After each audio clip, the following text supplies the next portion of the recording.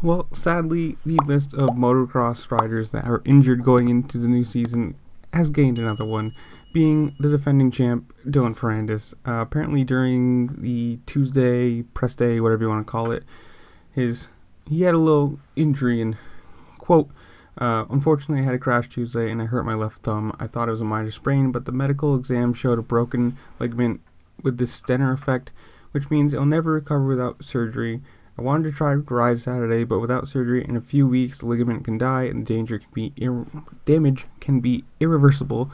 We decided with the team to go for the surgery, and now to have me back at full physical capacity, but that means I miss the beginning of the motocross season. Obviously, you already have Malcolm Stewart out, Dean Wilson out, Webb's not racing. It's going to be sad, especially, who knows how long Ferrandis is going to be out. A couple weeks, couple rounds, couple months, who knows. So his title defense already is in jeopardy. Obviously, Jeremy Coker, the Star Racing manager, he had a little quote too if you want to read that. Stop and pause. But tell me in the comments below, do you think he's going to come back soon and race for victories and possibly for the championship, or is he going to be out for long enough that it might not matter? But whatever it is, the comments below, tell me. Make sure to like, share, subscribe, do all the fun things, and I'll see y'all later. Peace.